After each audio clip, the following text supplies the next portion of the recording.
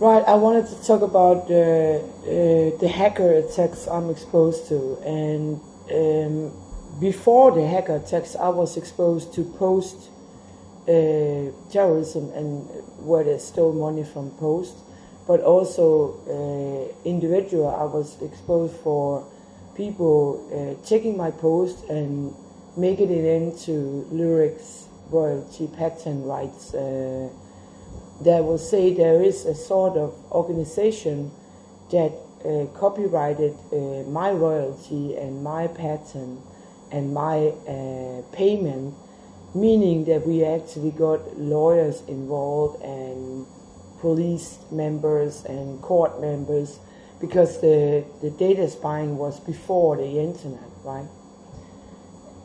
After the internet came, I had my mail stolen in the same way as letters, meaning that if I was sending a mail with the data to a government, or maybe also sometimes some artistic things, the mail was stolen and the mail conversation was overtaken by a false ID, meaning that if I had a success in a contact, the mail hacker would overtake my ID and then get the contract, right? And that happened. I noticed this on computers, that I was sending to UK, France, and United States in business way, right? Not government, but business. And it was successful. I had a call. I used the phone. And the day after, all of the contacts were cold. So basically, later at first I thought it was strange, because there was like 3 countries acting at the same time. That's not realistic, right? So I figured that it could have been, the hacker again. So I realized later that the person had used some of the material were actually in film business, meaning that she got a supply of data from that exact mail, right? Later, right now, 2012, the Chris Stevenson case, I realized that the hackers were able to make deep fake and hack news so that they could spread a fake news, right? And at first I thought like, at first you get kind of knocked down by the news in a way that and also because I was traumatized in 12, that you almost think that it can't be true what you think, right? They kind of change your way of thinking. Even you kind of know there was the emails about Chris Stevenson and so on. Then I looked into the case handling. And the case handling were mainly Esbjerg Commune, but I realized that Egmont, which is a big media company, had put in a lot of millions on this case about my boy, and that was, say, the case of Chris Stevenson. So basically I realized again that the film business and music business were a player in the government case, right? Right now, in the last 10 years, I've been hacked on mobile phone, mails, document fraud, post, and I cannot access a lawyer, I cannot access an organization, human rights, or even I can't call the government on other cases as missing person, right? The mobile hackers are using the network, the wireless network, the same as actually radio do, right? So basically, it's like talking to a radio person.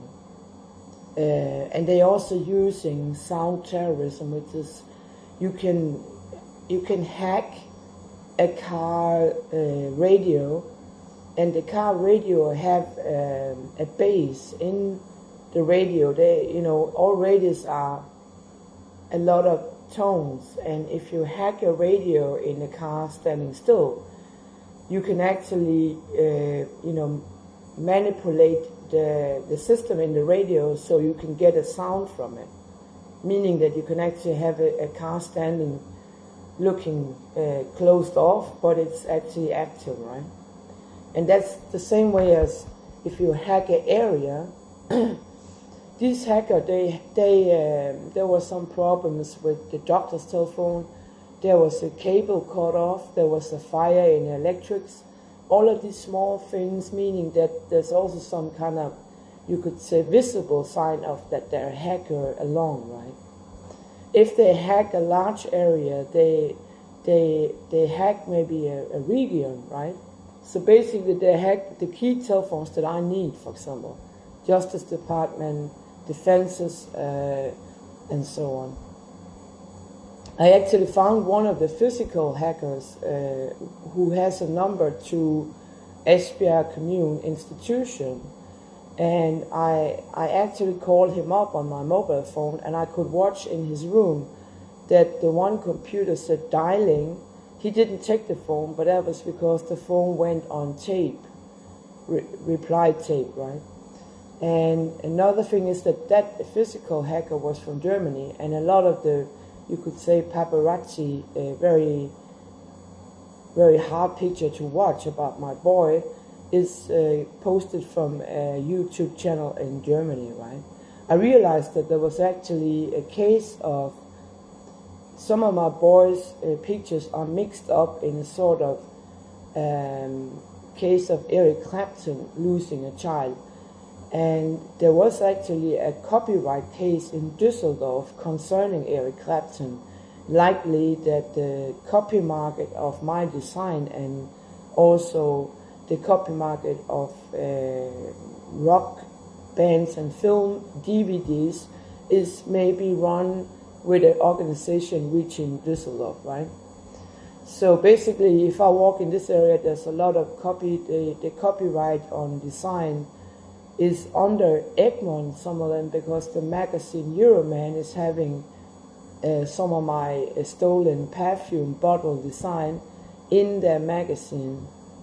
So I actually thought they stole the original contract, but they didn't. They stole copy market. And if you kind of ask Egmont if they know that, then you run into a hacker or they don't care, right? So Egmont is a sort of, they are taking companies, and I think maybe on the long term they're closing them because it's not very successful in the way that technology kind of webbed out magazines and DVDs and stuff. But again, I know Centropa is and Denmark's radio is a key of the data. So when a film like A Chance More about a stolen boy and something about police, and also 13 Hours, the main evidence in that is that because they use the data to something they're not supposed to know anything about it, because the crime is occurring in September, right? So basically they're actually placing themselves in the crime scene when they know these things, and maybe they thought I was dead, or I don't know. So another thing is that the hackers today is putting a mobile phone into an office, for example, into the police station, into the commune, and that telephone is operating documents, operating all the calls, even making arrangement on behalf of an you could say non-existent co-worker, right?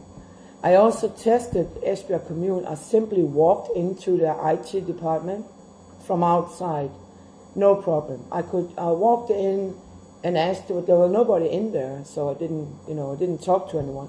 But had I been a very, very fast hacker, I could have operated inside the room without being noticed. I could, and if somebody dropped by, I could have said like, well, I'm working on something, right? And if the staff member didn't check it up, I could have done anything. So, and about the document false, and that's a problem because the administration of my income is also in Esbjerg Commune, and they are conning it. And they actually had a politician member who was charged with fraud and had a sentence and were kicked out of the council, right? So in a way you could say you both have in a personal, some people that works in the community or the police or the court system, in the media, that visual they're taking something and they got, jail time. So you also got the mobile FM, but I can sometimes hear that AM radio is the place where the hackers are operating, meaning that they're sending a message. It could be about gambling, football, about how to handle this case, and they're sending in English, for example, or Italian, and then it's transferred to FM radio by some very fast-talking Danish radio host people. So we're talking about transfer of AM to FM. So when I call on wireless mobile phone or sending a mail, I might actually communicate with the AM network without knowing it. So another thing is document fraud. Because I am hacked, I didn't have that Danish access NemID, right? So basically I got my documents on paper, which I also thought then I have a physical proof on fraud. It's not discussed, and you could not say but that mail is somebody else. If I got a real document, I could really say, okay, this document belongs to this person, right? But again, the police had they had a blind eye to all of this, you could say. So even I delivered a lot of pictures that point on a crime and crime also in the 60s and then 2012, document fraud, they didn't do anything. So basically, one of two, they're corrupted, or two, they don't understand anything about hackers and document frauds, right?